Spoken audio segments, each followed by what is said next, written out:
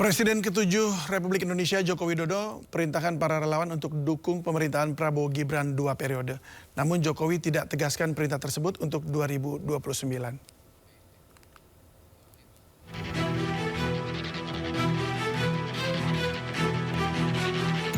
Presiden ke-7 RI Joko Widodo perintahkan seluruh relawan untuk mendukung Prabowo Gibran 2 periode. Dikonfirmasi terkait perintah dukungan 2 periode ini, Jokowi tegaskan sejak awal telah perintahkan para relawan dukung pemerintahan Prabowo Gibran 2 periode. Namun Jokowi tidak jelaskan spesifik arahan tersebut untuk 2029. Pak, kemarin dari relawan Barek itu sempat menyebut kalau Bapak memberikan arahan ke mereka untuk mendukung Prabowo Gibran 2 periode. Itu bagaimana Pak? Sejak awal saya sampaikan kepada seluruh relawan untuk itu. Ini kan yang menjadi highlight-nya kan 2 periodenya Pak, ini apakah memang? Ya memang sejak awal saya perintahkan seperti itu untuk mendukung pemerintahan Pak Presiden Prabowo Gibran 2 periode. Berarti nanti di 2029 Pak Prabowo dan Mas Gibran akan maju lagi? Saya sampaikan itu ke relawan. Jadi Bapak juga mendukung untuk 2 periode Pak? Saya sampaikan itu ke relawan. Pak, Karena ada yang bertanya mereka. Diketahui Presiden dan Wakil Presiden Prabowo Subianto Gibran Rakabuming Raka dilantik pada Oktober 2024. Dengan kata lain, pemerintahan Prabowo Gibran belum genap 1 tahun. Lalu apa maksud Jokowi perintahkan relawan dukung Prabowo Gibran 2 periode saat pemerintahan belum 1 tahun? Apakah untuk 2029 pertahankan Gibran?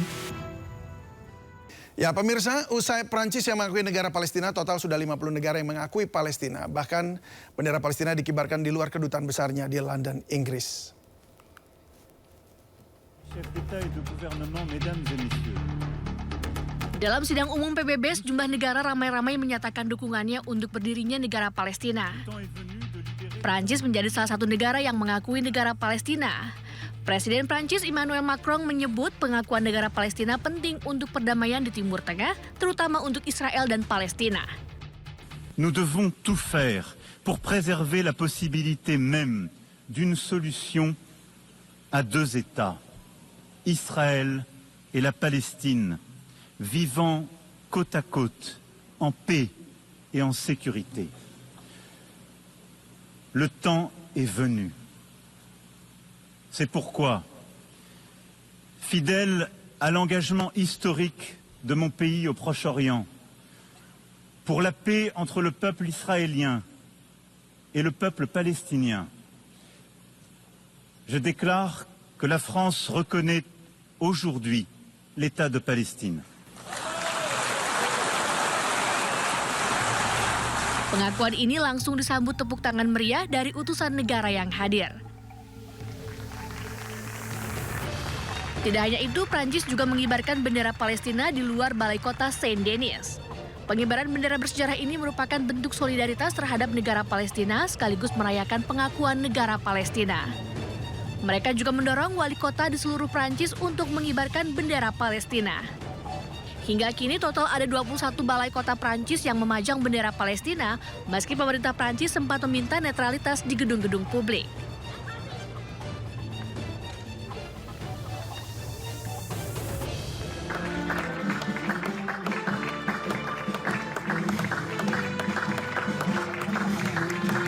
Pemerintah Inggris akhirnya mengambil langkah yang sebelumnya tertunda dengan mengakui negara Palestina. Usai pengakuan dari Inggris, Kedutaan Besar Palestina di London mengibarkan bendera Palestina di depan kantor kedutaan.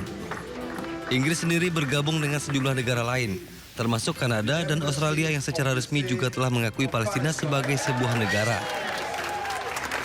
Pengakuan ini terjadi di tengah meningkatnya tekanan domestik dan internasional seiring meningkatnya kampanye militer Israel di Gaza.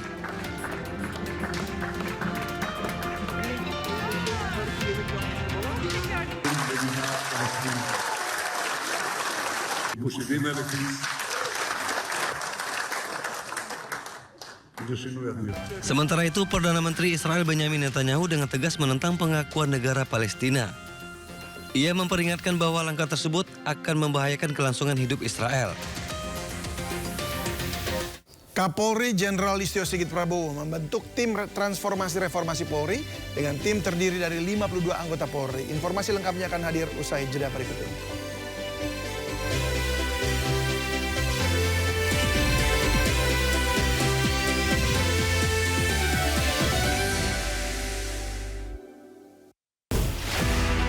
Daru itu meninggal bukan karena bunuh diri, tapi kalau itu merupakan tindak pidana, kita juga sudah siap. Sebenarnya kesenjangan itu akhirnya yang menimbulkan polarisasi. Kalau mau membawakan karya cipta orang, itu harus mendapatkan izin.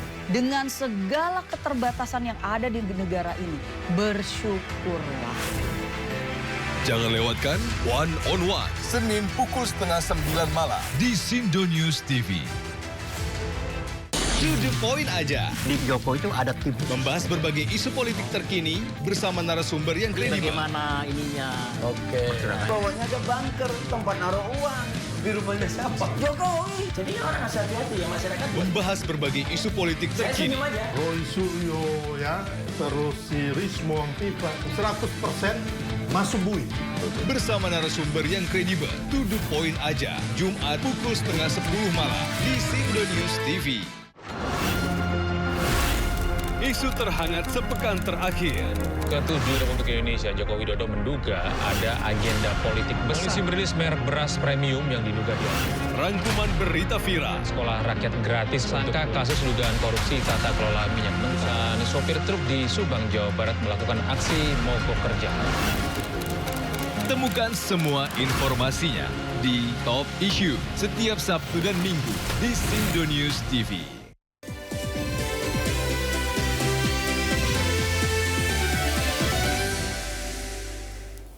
Kapolri Jenderal Listio Sigit Prabowo membentuk tim transformasi reformasi Polri.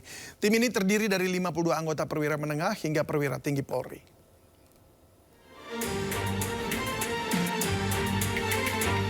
Kapolri Jenderal Listio Sigit Prabowo membentuk tim transformasi reformasi Polri lewat surat perintah atau Sprint Kapolri yang ditandatangani pada 17 September 2025. Dalam surat ini, Kapolri memerintahkan 52 anggota perwira menengah dan perwira tinggi Polri dengan pangkat AKBP hingga Jenderal. Kapolri juga memerintahkan jajarannya menyusun rencana kegiatan dan kebutuhan anggaran yang dibutuhkan pada bidang masing-masing. Kapolri berharap tim ini bisa mengakselerasi perbaikan Polri sesuai harapan masyarakat. Sebelumnya Menko Kumham IMIPAS Yusril Iza Mahendra menyatakan Presiden Prabowo Subianto sudah menyiapkan Kepres terkait pembentukan Komisi Reformasi Polri.